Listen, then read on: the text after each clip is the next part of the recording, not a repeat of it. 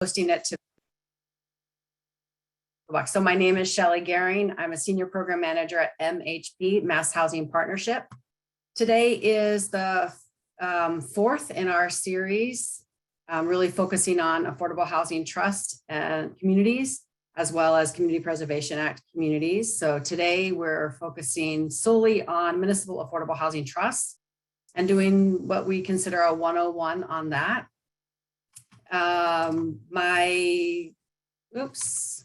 We are with MHP, and I think that most of you have a familiarity with MHP, but we're a quasi-state agency in Massachusetts, and we're focused exclusively on increasing the supply of affordable housing across the state.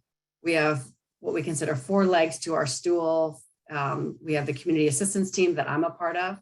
My colleague Emma McGuirin is also with me today and going to be helping with this session. We have a lending team. We've lent over $1 billion to support the creation and preservation of over 27,000 units of housing in the state. We really focus on affordable rental housing.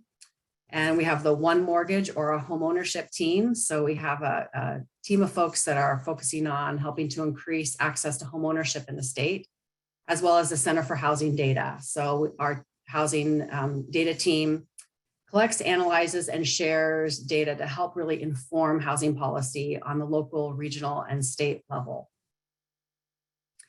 So today we're looking at municipal affordable housing trusts. The agenda today, I'm going to start with just some general information, details about what the statute requires with housing trusts. We're going to get into some keys to success or best practices just based on our experience in communities across the state. Then we'll look at eligible activities, the kinds of things that an affordable housing trust can be engaged in supporting.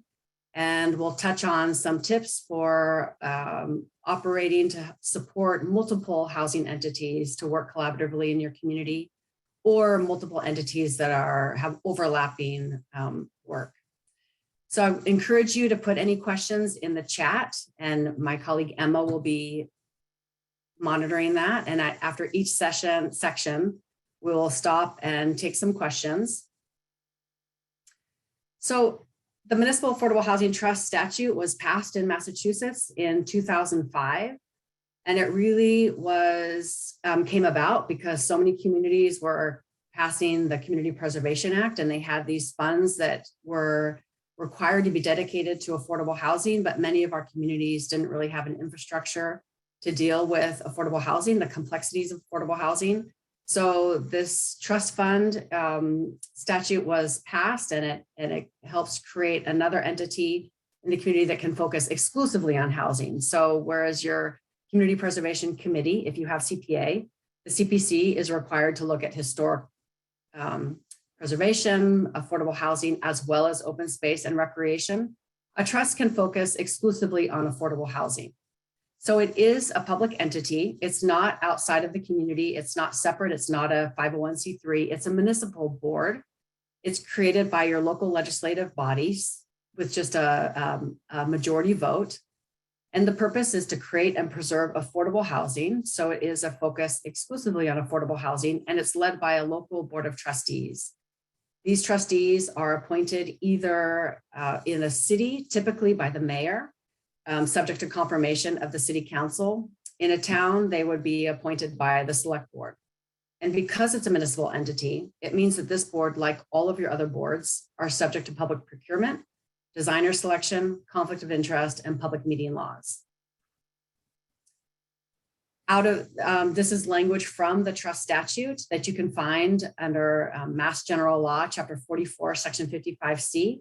The purpose is to provide for the creation and preservation of affordable housing in municipalities for the benefit of low and moderate income households, and for the funding of community housing as defined in accordance with CPA. So you see that the scope is fairly limited. It's really focused on creating and preservation and preserving affordable housing for low and moderate income households. It's not market rate. It's not mixed income housing. It's really focused on affordable housing for low and moderate income households. But the statute, the CPA statute and the trust statute now are aligned in that every eligible activity under community housing with the CPA statute is an allowable activity for an affordable housing trust, for the municipal affordable housing trust. But one thing to point out is that this trust statute does not define low and moderate income. So the CPA statute does. The CPA statute defines low and moderate income as 100% of the area median income, but the trust statute leaves that open. So it's important that communities define that for themselves early on. And we suggest that you look at existing definitions. So if your community wants everything that your housing trust supports to be able to qualify for the state's subsidized housing inventory or the SHI, then your ceiling is going to be 80% of the area median income. If you're using CPA funds and you're interested in a little bit higher income, then the CPA sets the ceiling at 100% of the area median income. And the state's Affordable Housing Trust Fund that's administered by Mass Housing, that defines moderate income up to 110% of the area median income. So it's something to keep in mind, and be sure that you define that clearly so that people understand, what does your trust mean by low and moderate income. The trust statute does require that the trust report back to your CPC if you're a community that has the Community Preservation Act, if your trust has received CPA funds. The trust statute requires that you report to your CPC annually about how you're spending CPA funds. Because your CPC is needing to report annually to the Department of Revenue in their CP3 report. And we want to make sure that the trust expenditures are accounted for, that they're being reported through the CP3 so that the state has the information so that we can tell the story about CPA, about the CPA funds and how they're impacting affordable housing for the good. On this slide, you see a screenshot. This is a form that MHP developed with Stuart Saganor at the state CPC to help trusts report back to the CPC. So it asks all of the questions that are asked in the CP3. And we also have a document that is directions to help you fill out this form, because you would think that it would be simple, but it's actually not. So this is a general overview of the process of establishing a trust for communities that have not yet created an affordable housing trust. The first really is to decide whether your community is going to just pass the statute as it's written, or whether you're going to write a bylaw or an ordinance, which many communities do as well. It's done both ways. Then this, either just the statute is passed by your legislative body, or the bylaw or an ordinance. And it's just a majority vote of your legislative body. After that, if you're a town, then the bylaw is sent to the Attorney General's office within 30 days. The community can then set up a board of trustees. And in many communities, they decide to file a declaration of trust early on up front, just to establish the authority, the powers, the legal powers of the trust. And then a trust fund account is set up. In most cases, this is just through the municipal treasurer. And then the steps in navy blue are ones that we suggest that we're going to be going through today. So very broadly, an affordable housing trust can really work on addressing your affordable housing needs in your community. So as I said, it's a board that's focused just on affordable housing. And this board can help support local control of housing initiatives. The board can, we've seen during the pandemic that it was actually many affordable housing trusts that established emergency rent assistance. So the trust saw a need in the community and then actually created the initiative to address this need. The trust can engage in real estate activity. So the statute allows that. A trust could buy and sell real estate. They can make timely decisions, because unlike the Community Preservation Committee, where recommendations need to go to the legislative board, a trust doesn't need to go through the legislative board. The trust can work more nimbly within the real estate market. And then the trust, as a municipal entity, can be collecting funds from a variety of different sources. So the statute it's a very short statute. On a Word document that I have, it's 4 pages, double spaced. It's not a long one. And the guidance is very simple. So for trustees, the statute says that there are a minimum of 5 trustees, board members.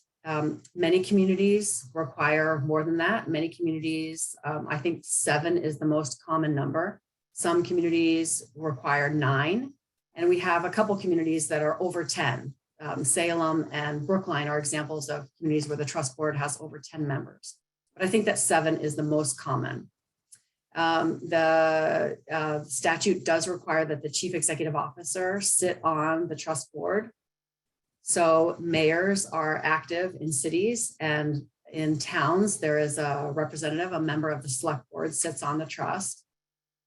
Trustees are appointed by either the mayor, or typically the mayor in a city, or the select board. And the statute requires 2-year terms. In many communities, they stagger those so that there isn't turnover, 100% turnover in any given time, any given year. And then the trustees are considered public agents. They're special municipal employees similar to your other boards. I get asked a lot from communities of what is the typical makeup of a housing trust board? What do people require? What do communities require? And it really is, there's so many different examples. It's all across the board. In some communities, they want representatives from certain boards on their affordable housing trust. So in some communities that have the Community Preservation Act, they might want a representative of the CPC on the trust board. Some of our communities have an affordable housing committee or a partnership, and they might want a representative from that entity on the trust board. In some communities, in cities, for example, the mayor has a seat on the board, but a city might also give the city council a spot on the board, a designated spot on the trust board. In some communities, they want to provide some guidance around the kind of expertise that they would like to see on the board. So they might write into their bylaw or their ordinance certain skill sets. We would suggest that you be cautious about being too prescriptive because it can be difficult down the road to keep your seats filled. It can also, if you're too prescriptive, you can also miss out on some fantastic local folks who could have a lot to contribute, but maybe don't fit specific roles or experience. So some communities, they might want to suggest that appointees, or maybe require that a couple appointees have skill sets like experience in affordable housing or housing development, real estate law, those kinds of skill sets. But we would caution against being overly prescriptive. And then some communities, Brookline is a great example, they set aside seats for residents who live in affordable housing, who are renters in affordable housing in the community, to make sure that they have a wide variety of lived experience and expertise on their board. The statute allows a variety of different powers. These are just some of the big powers that are allowed in terms of accepting and receiving real property, purchasing and retaining real personal property. The statute just allows you to give all of these powers to your trust. We do have communities that might put some restrictions on 1 or 2 of the powers. Typically, this is around some of these bigger powers. We do have some communities that when it comes to borrowing, the statute does allow a trust to borrow. In some communities, they might want a 2/3 vote of the trustees, even though typically only a majority vote is required. They might want certain powers, such as borrowing, to have some additional oversight by either the city council or the select board. So that is allowed. The statute does allow restricting or even adding to the powers as long as they're in line with the statute. We do just offer some caution that to not restrict the powers too much, because part of the benefit of having a trust is that the trust can act nimbly and be really responsive to the real estate market. And with too many restrictions, then that can really deter from that. But some communities do add a little bit of oversight to some of the powers. I'm going to go through just a couple of case studies, one the town of Brewster, and then also the city of Beverly, just to give examples. So Brewster created their Affordable Housing Trust in 2018. They had an existing affordable housing fund that just wasn't very flexible. So they dissolved that and transferred the $80,000 in that fund to their new municipal affordable housing trust. In Brewster, they have their bylaw requires 7 trustees. And so the select board member has a spot, and they've given their town administrator a spot on their trust board or an appointee. So their assistant town administrator has been serving on their trust board. They require their housing partnership committee to have a representative, and the CPC, the Community Preservation Committee, to have a seat. Their planning board has a seat on their trust board, and then they have 2 citizens at large. So in this case, Brewster has 1 staff person, the town administrator, 1 paid staff person, a municipal staff person that's on their trust. And it's actually not common. Most of our trusts, the trustees are all residents, volunteer residents. For Brewster, I think that this has been really beneficial for them. I think having their assistant town administrator on the board, not only because of who the individual is, but also the position, where this is someone who knows pretty much everyone, the leadership in the community, knows the board members, knows board leaders, as well as municipal staff. I think that it's helped a lot with their communication and building relationships between different boards. So I think it's been really beneficial. It's just, it's not yet, I think the most common, but I think that it's a growing realization that it can be helpful to have a municipal staff member on the board. And then they do have a restriction on 1 power. So allocations over $50,000 are subject to the select board approval. So that's one way that they did restrict one of the powers. And so Brewster created their trust, and then they spent a significant amount of time developing a mission statement and creating goals with priority initiatives. And then they had 1 or 2 housing forums in the community to present this work, the mission statement, the goals that they were creating, and to allow the community to offer some feedback and to help them, I think, tighten up some of their goals and their focus. And then a city example is Beverly. They established their trust in early 2017, and they decided to stick with the minimum number of trustees, 5 members. Their mayor is active on their trust board. They also have the director of planning and community development has a seat on the board, and their municipal finance director has a seat on the board, and then 2 at-large residents. So this is the only trust that I know of where a majority of the members are actually municipal staff. They did restrict a power. The conveyance of real property requires the mayor and the city council approval. And their funding initially has been actually funds that the city had collected under their inclusionary zoning ordinance. I don't think that they've yet received CPA funds. So Beverly created their trust in the beginning of 2017, and then they spent time completing a housing plan. So they're over 10% on the subsidized housing inventory, but they had already had a consultant hired. They were working on updating a housing plan just so that the trust could start with the most current data of what was happening, what the needs were in the community. And then they spent time as trustees really digging into the plan once it was completed to understand what it was saying, what the needs were in the community. They then worked on creating some guidelines for their trust of how they were going to operate, the things that they were going to focus on funding. And they engaged a couple of affordable housing developers. They had them come in, and at one of their meetings, they presented a pro forma of what it looks like for them to, as they're developing affordable housing. So they had a larger developer that that uses low-income housing tax credits. And then they had a smaller developer. They had the executive director of their local Habitat for Humanity that came in.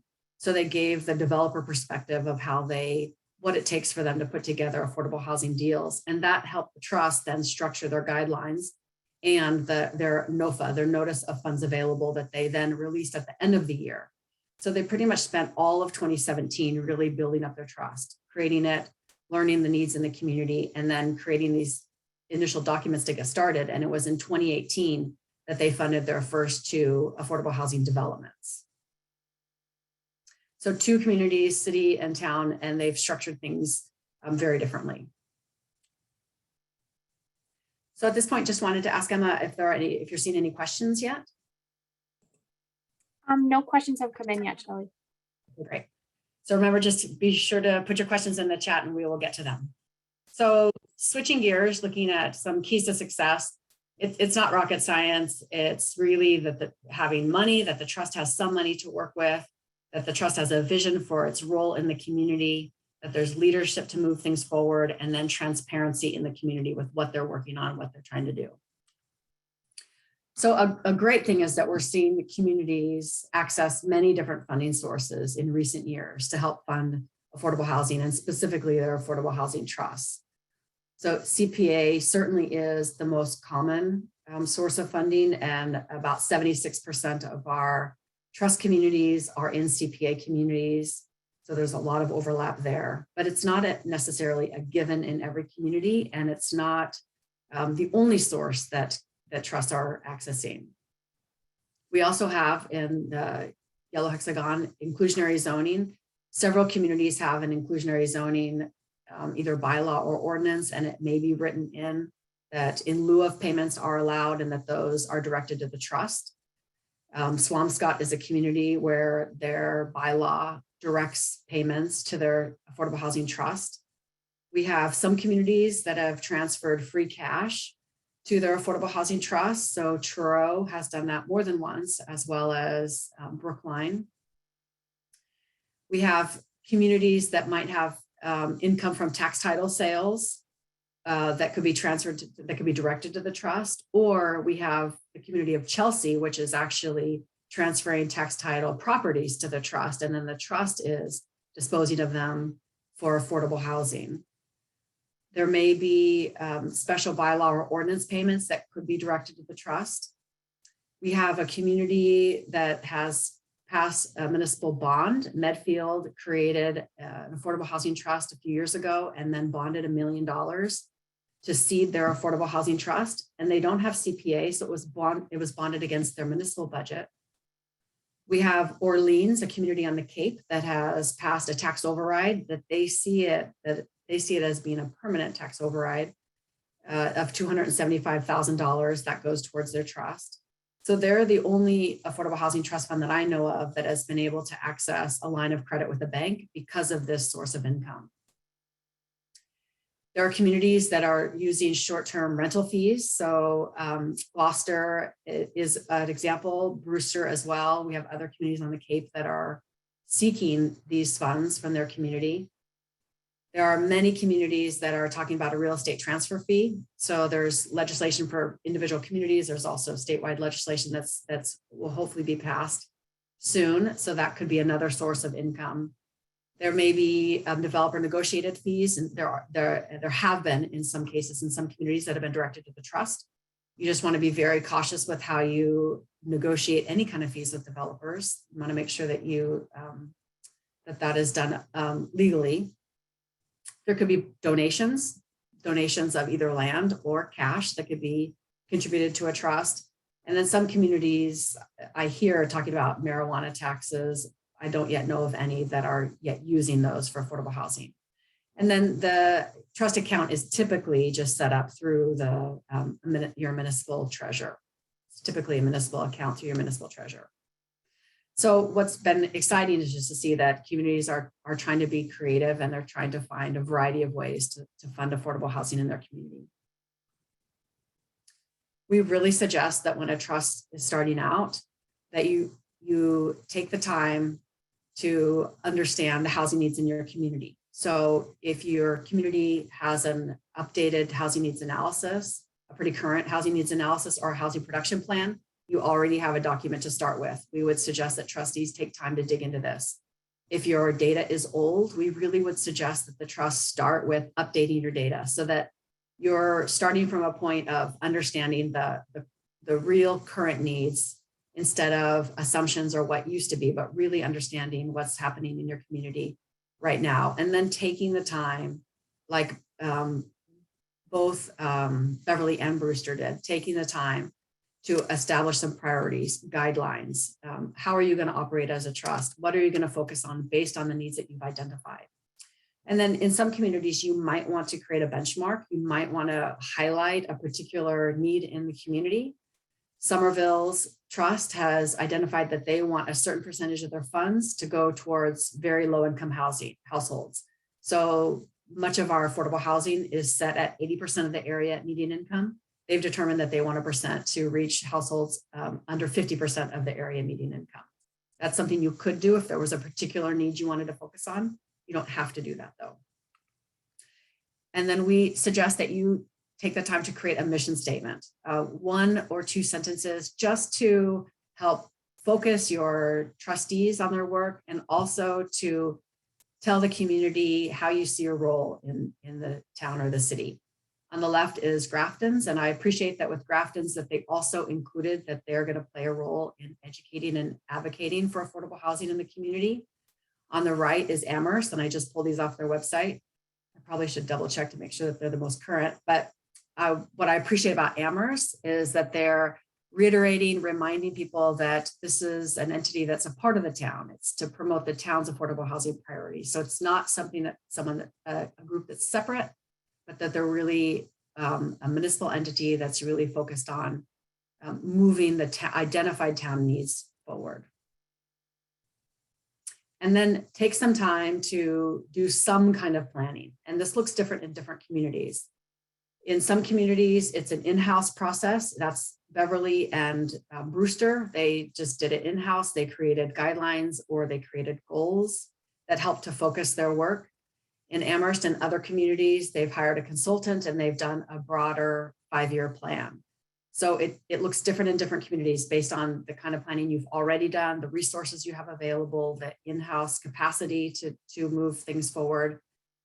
But we always suggest that you start with the plans you already have. So if you have a housing production plan and it's already identified some potential goals or strategies, start with that and move from there.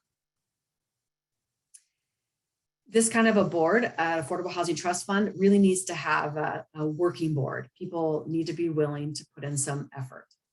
And it takes these different pieces. So not only trustees that are committed, that are able to show up and participate, it also takes a chairperson that has some project management ability, some capacity to help steer things and to keep things moving. And the most effective trusts seem to typically have some kind of paid staff support, whether that's administrative, so helping with meetings, communicating between the different boards, whether it's technical to actually run a program or help to support feasibility, land feasibility, finding sites that might be good sites for affordable housing. But most trusts have some kind of paid staff support, most of the really effective trusts. And then don't make it hard for people to figure out who you are and what you're doing. We all know that development in general in many of our communities is controversial. Affordable housing in particular can be controversial. So don't make it difficult for people to understand who's involved in your trust. What are you working on? Provide a link to your bylaw or your ordinance, a link to any of the programs that you're working on.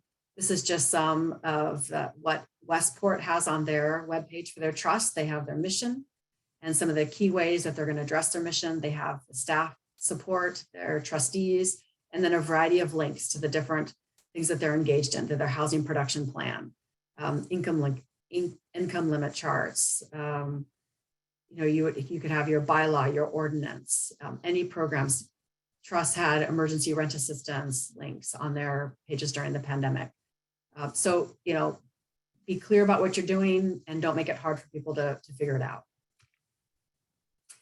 And then early on, we suggest that you have a conversation about how you're going to operate. So some trusts want to be similar to a community preservation committee, where they have money in their account, they want to review applications and then just decide what to fund. And that's just pretty much how they want to operate.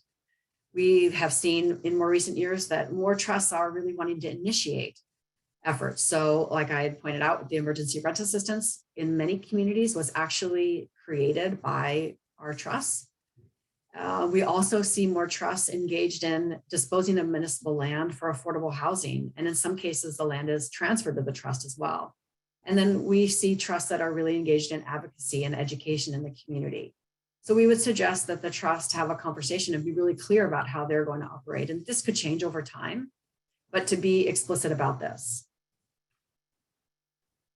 And then while it's really fantastic to look at your neighbors and other communities and what they're doing, we just want to remind communities that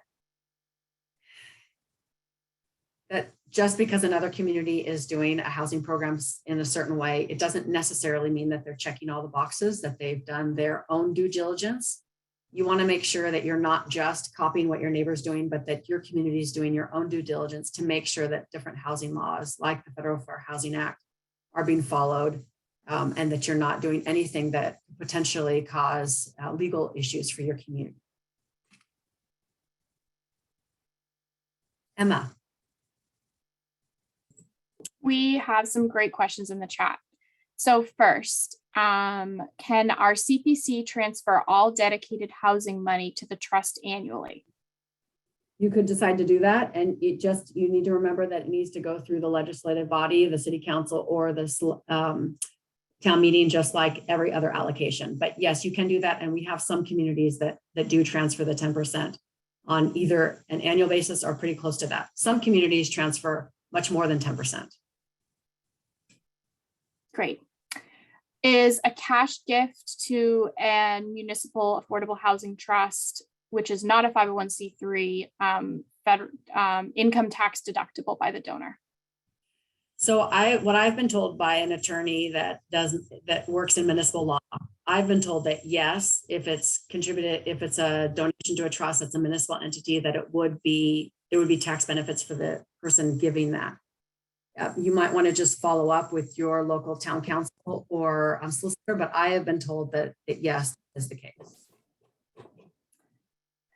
And could you speak to what the value of a new housing production plan is in a community where there hasn't been a housing production plan done in about 7 years, but there also hasn't been much new development? Mm-hmm. So the housing production plan is a plan that's done in collaboration with the state, with the Department of, with DHCD, the Department of Housing and Community Development. So it's a plan that not only goes through the needs in the community, but also creates some goals for the community, some strategies in order to increase the supply of affordable housing. Oftentimes it's helping to identify different potential sites.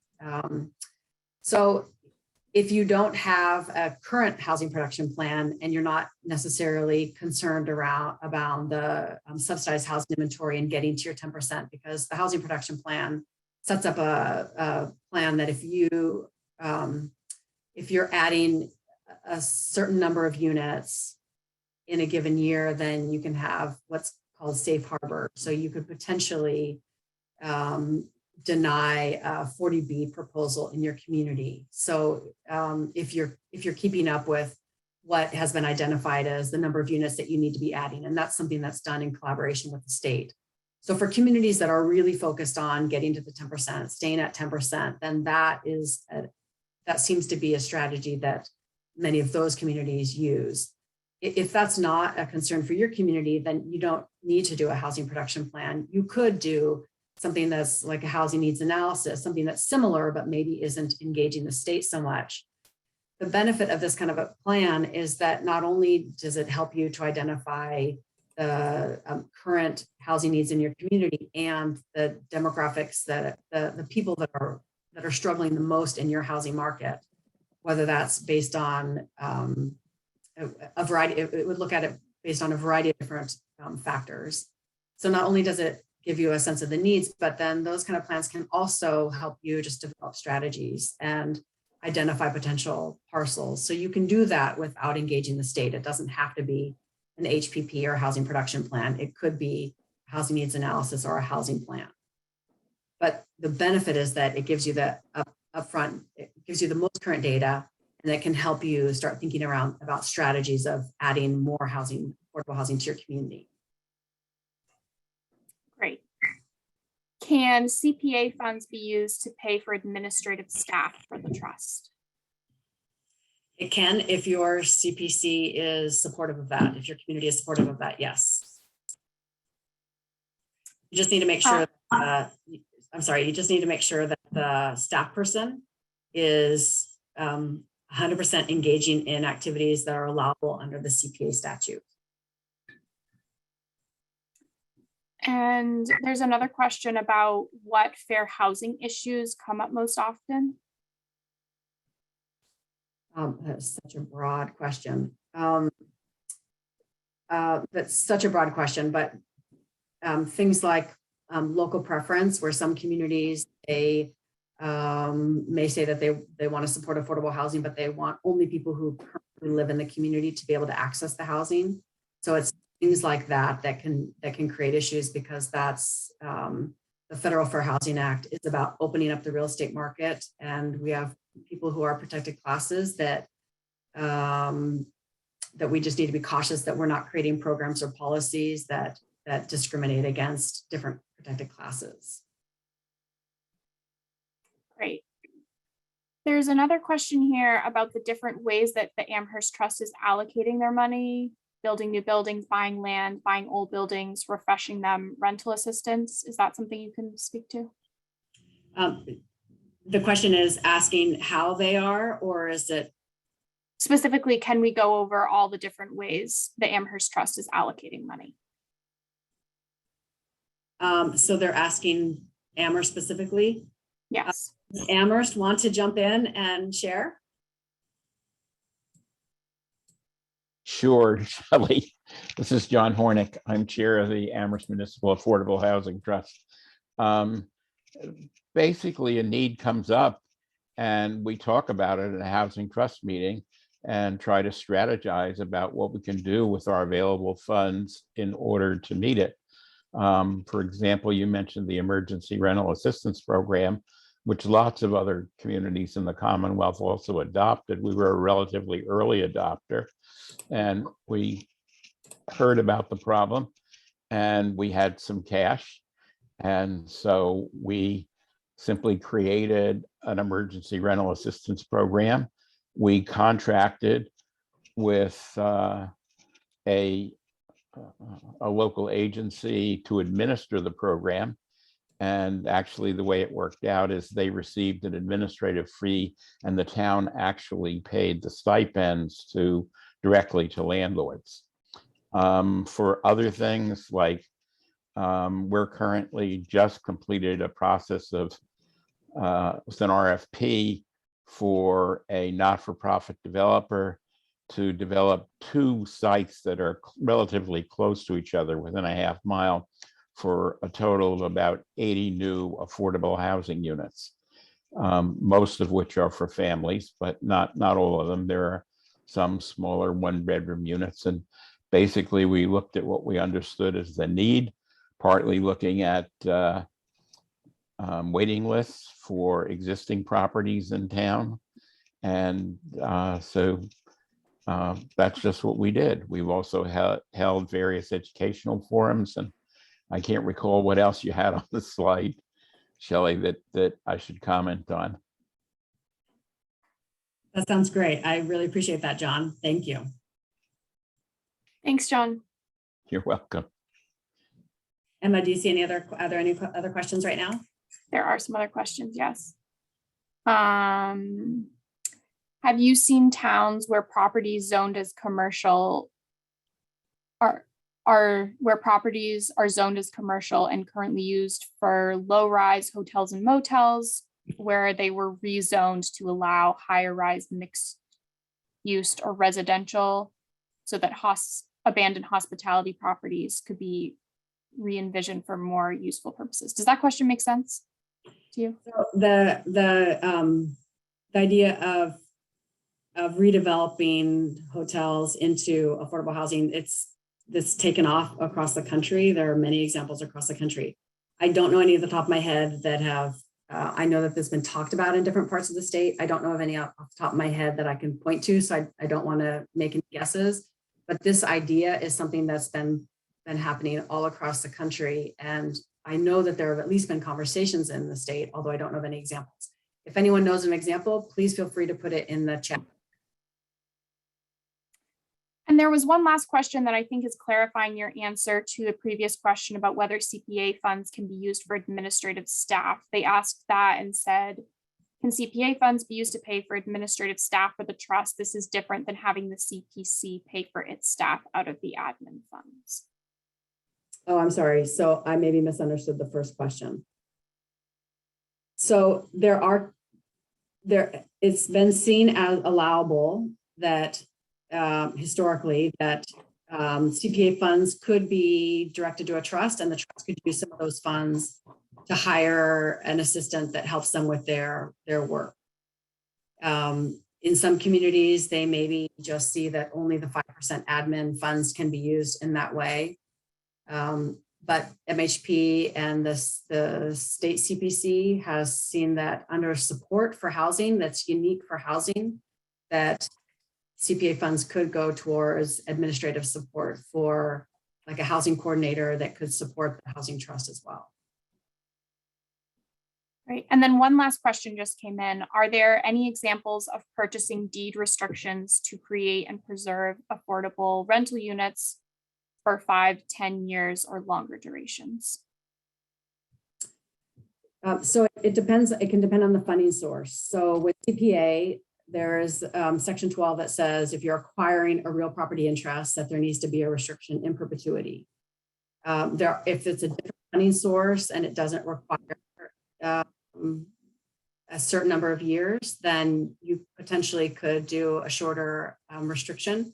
If you want units to count on the subsidized housing inventory, DHCD has a minimum number of years, and I'm offhand, I can't remember if it's 15 or if it's 30.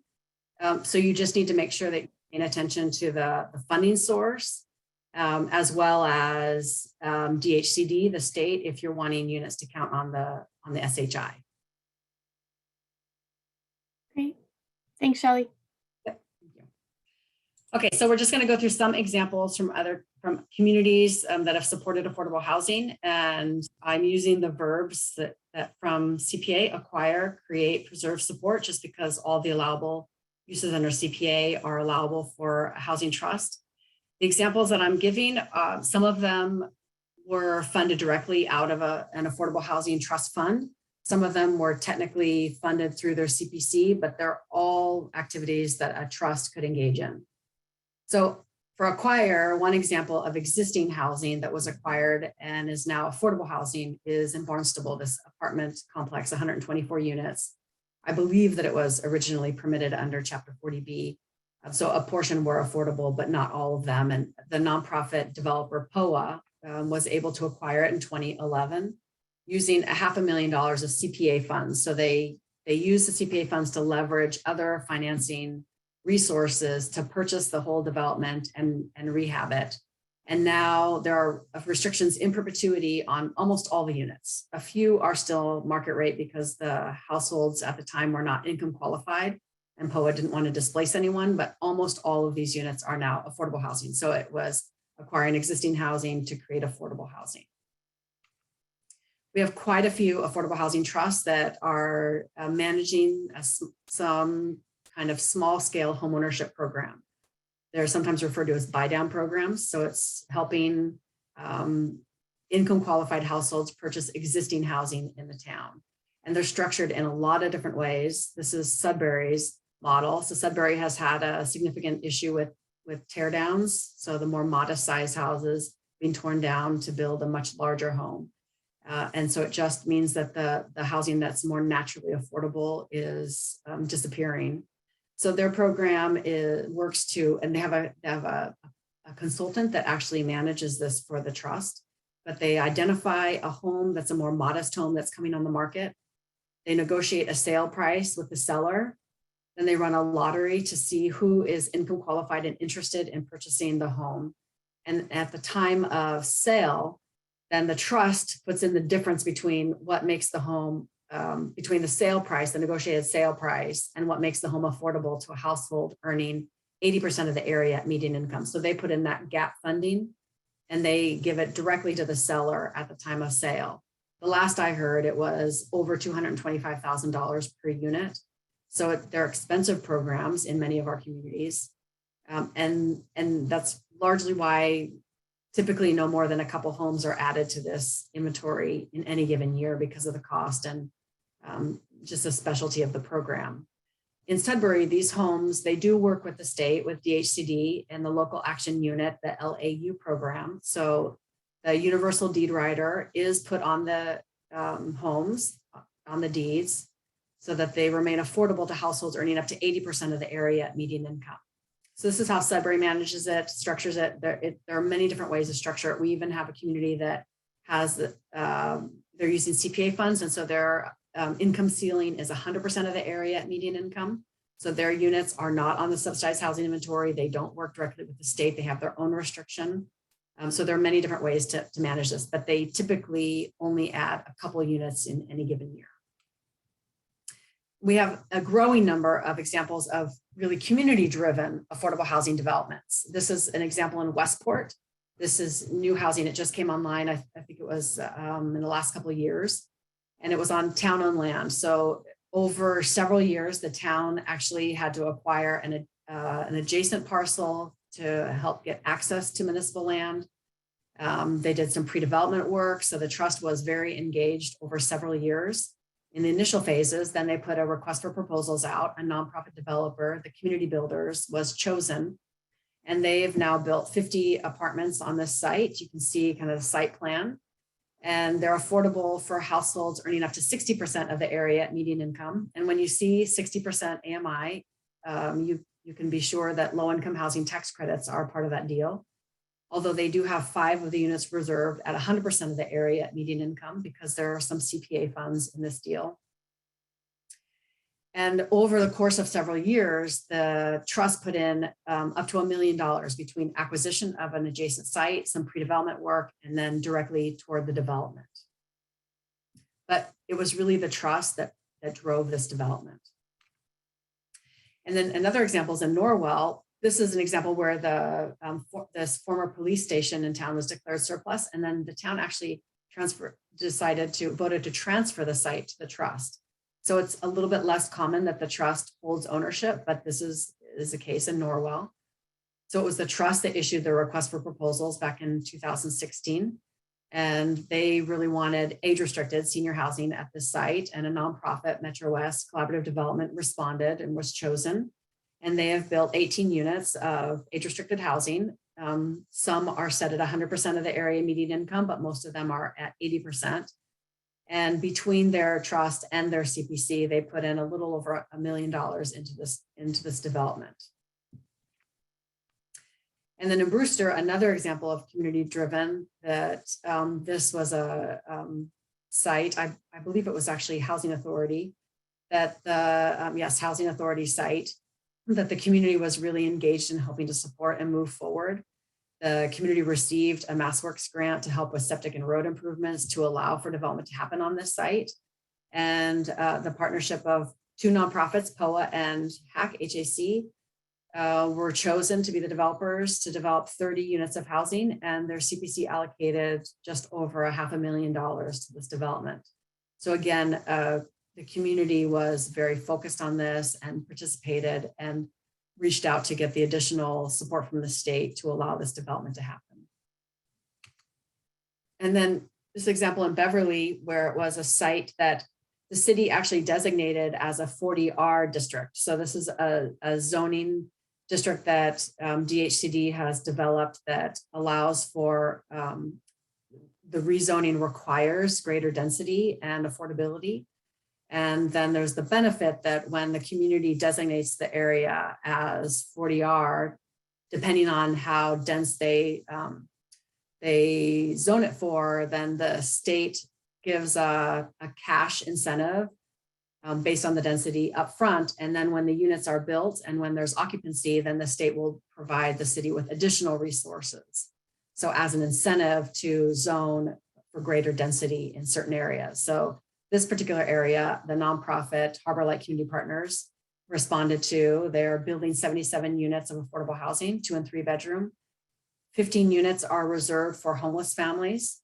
Beverly is part of a tri-community, tri-city agreement where Beverly, Salem, and one other adjacent community have agreed to focus on building housing specifically for homeless families, so addressing homelessness within these 3 cities. So this is a reflection of that commitment, that 15 units are reserved specifically for homeless families. They have a ceiling of 60% of the area median income. That shows that low-income housing tax credits are in the deal. And their CPC contributed $250,000. Their trust contributed $200,000. And then we have many examples of redeveloping existing buildings for affordable housing, market rate as well, but affordable housing specifically. So in Middleborough, the shoe shop place, that was a shoe factory at one point, and a couple nonprofits were able to partner together, redevelop it into 25 units of non-age restricted or family housing. And North Andover, Stevens Corner was a underutilized nursing home that a nonprofit was able to acquire that and then use some local resources to access low-income housing tax credits. And now there are 42 units of rental housing that are, again, non-age restricted or family housing. And then in Rockport, an old school, we have many schools that have been redeveloped into housing, including affordable housing. And this is an example of age restricted of housing set aside for seniors, rental housing. In some cases, this kind of reuse might have a historic component. They might be old enough. In some communities, it might be possible to have a development where it's a historic building being rehabbed for affordable housing, and maybe CPA funds from both of those buckets can go towards the project, but not necessarily North Andover, that nursing home, that was not a historic building. In some cases, this kind of redevelopment can be less controversial than new construction. So for some communities, this has been a really fantastic way to add affordable housing. And when we talk about preserve, I'm just noticing now that we have a lot of Amherst in this presentation. When we talk about preserve, we are typically talking about preserving the affordability. So in many housing developments, the affordability restrictions are limited. In this case, in Rolling Green, this apartment complex in Rolling Green, where 41 of the units were affordable, they had 15-year restrictions, and it was coming up on these restrictions expiring, and the community was concerned about this because of the need for affordable housing. The pressures with the universities in Amherst is really intense for the community. And the community wanted to preserve these 41 units. The developer, the owner at the time, was not interested in extending the affordability, and they reached out to MHP. We did some strategizing, and ultimately the community reached out to Beacon Communities, a large developer that has a lot of experience in mixed income, in Chapter 40B developments, in affordable housing. And they actually negotiated with the previous owner to sell. So they bought it, and the town of Amherst bonded $1.25 million with their CPA, so using CPA funds. So a trust is not going to have the capacity to bond because our trusts just don't have the same kind of income source, guaranteed income source that the CPC has. So this was a case where it couldn't have been the trust that did it this way. But it's I think what it is a good reason why affordable housing trusts and CPCs should be working together, working collaboratively on affordable housing. Because in this case, it was the CPA that was really able to help preserve these 41 units. Now they're affordable in perpetuity. And then under the Community Preservation Act, the kinds of things that have fallen under support over the years is pre-development work. So if your community has a municipal site that you're interested in, perhaps seeing affordable housing on the site, you could potentially use some of your trust resources to help with pre-development work on that site. Updating your housing plans, housing needs assessments could potentially be something that the trust helps fund, and as well as rental assistance, which is explicitly in the CPA statute as an allowable use. And we've seen many trusts use their funds for rental assistance. So Emma, any questions around that section or at this point? Yes, there are a few. So a few came in for Brewster. Oh, one for Brewster, one for, it looks like Barnstable. Actually, I think they're probably both for Brewster because you mentioned Brewster. Did Barnstable give money to the Affordable Housing Trust or to POA? I'm sorry, say that again.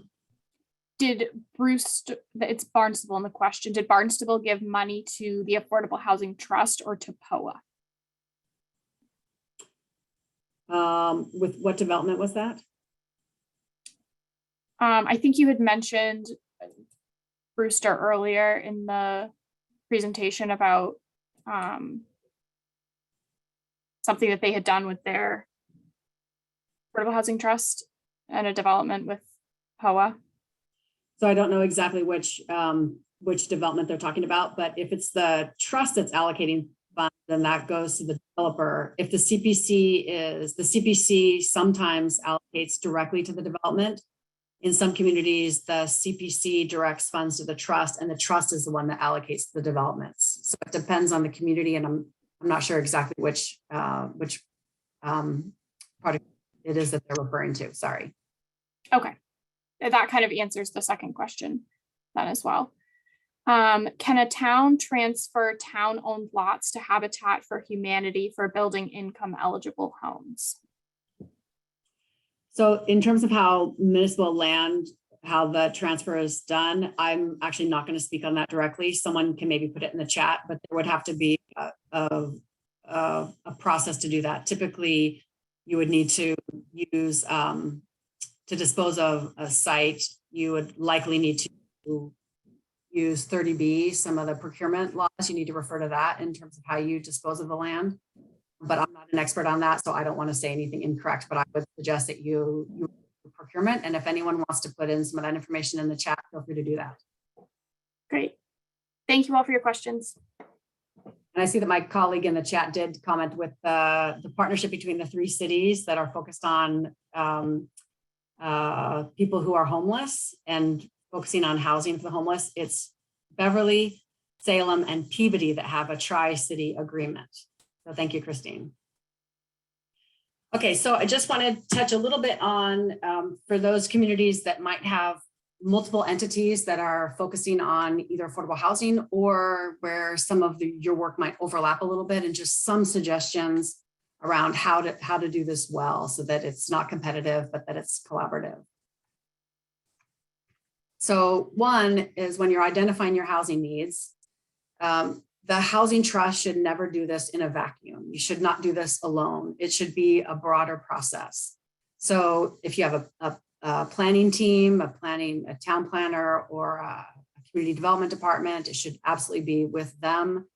You should be engaging your CPC in this process, and planning board and affordable housing committees, the housing authority. This should be a collaborative effort to be identifying needs and to make sure that people are aware of these needs, that this should not just be something that the trust just does on its own. It should be known community-wide.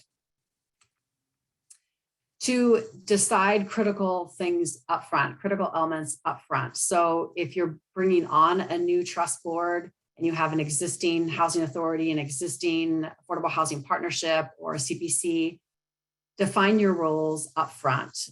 Try not to let too much time go by, but collaboratively talk about what is each entity doing. Make sure that you're not duplicating that.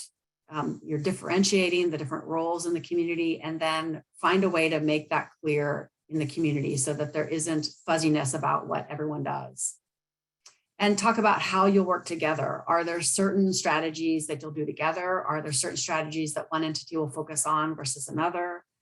But talk about this, communicate. Sometimes communities will have members sit on different boards, representations sit on different boards so that they can be reporting back to each other about what they're doing. But find a way to work together up front. And then articulate what you need from each other. In Wellfleet, they're talking about how do the other boards support the fundraising for the Affordable Housing Trust. So they're doing that now. The trust is new. They're just starting to create a budget and think about how they're going to operate. The other entities, the housing authority, as well as their partnership, are talking about how can they support funding the trust. And then, so they're doing that together. They're actually creating a budget together. But do these things up front. Don't let too much time go by. You don't want to be stepping on each other's toes. You don't want hard feelings, and you don't want the community to be confused about why you have these different boards. This is just a tool that Manchester used to clarify the roles between some of their boards, and they did it based on strategies. So they created some housing strategies on the left. They determined some that were shorter term, some that were longer term, and then their lead board or boards on the right-hand side. So it's just a way that they put on paper to create accountability, not only for the individual boards, but also so that they weren't stepping on each other's toes. And it also helps the community understand what different boards are doing. And then be transparent. Just repeating, don't make it difficult for people to learn what you're doing. Report back to different boards that you've identified as important. In some communities, they might have a joint meeting between their trust and their CPC, or their trust and the select board. Promote your efforts. So when you're funding development or rent assistance, then make it clear, put it on your webpage, put links to the different work that you're doing on your webpage. Make sure that you're just being clear about what you're doing in the community. And try really hard to not compete with each other. Instead of competing, really work to complement each other's efforts.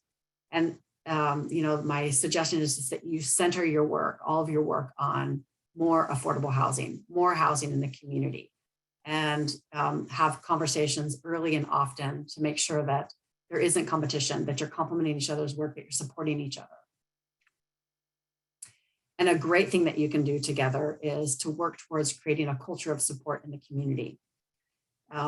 This is another reference to Amherst, and I'm sorry if it felt very Amherst heavy today, but there's a person who's very active in Amherst, has been active for years around housing. And she brought up once that they have created a culture of support in Amherst. And it didn't happen overnight. It didn't happen immediately. It didn't happen with one development project. It was something that was built over many years of many different people engaged in housing, different entities participating in housing.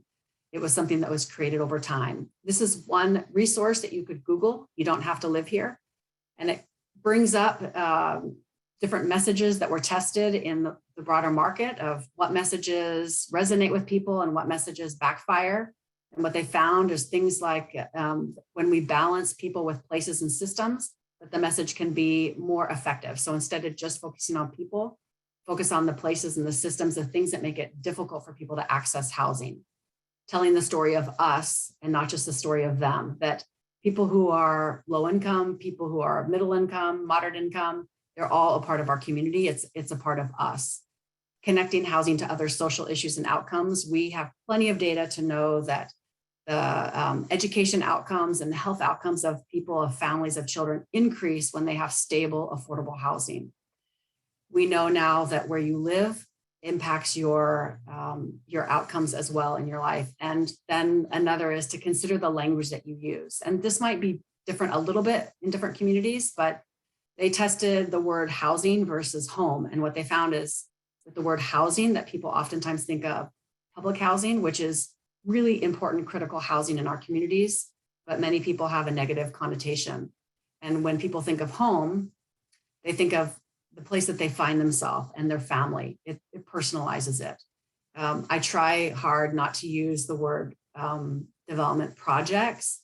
In the development world, it's a project. How you build a housing development, it's a project. That's just the language, but that also has a lot of negative connotations with a lot of our neighbors when they think of projects. So I try to say development. So one thing that you can be doing collaboratively is thinking about how do you talk about the need for affordable housing in your community? How do you frame it? What are the words that you use? What's effective in your community? And then just a few things to leave you with is that when you have an affordable housing trust or you're thinking about creating one, to really consider your local infrastructure, the needs and the resources. Will the trust fill a gap that you have in your community? Is there a niche for the trust to play in your community? And then to develop goals that really reflect identified needs, not assumptions or stereotypes, but or preferences in a community. We have many communities that would prefer just having affordable home ownership, even when the data shows that affordable rental housing is really what's needed in the community. So develop goals that reflect identified needs, and then be real about your capacity. You're a volunteer board, you have limited capacity, and the housing needs are really significant. So pick a few things to do well. Try not to think you can solve it all at one time. We have many different online resources for you. And we also want to be a resource for you as staff, so that I'm also including my information and Emma's information in the slides, and these will be posted to the Housing Toolbox along with the presentation.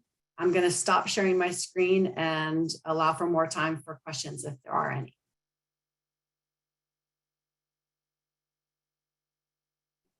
So there was one that came in, Shelly, understanding that there are other programs that can be utilized for income eligible first-time home buyers. Is this something that trust funds can be used for?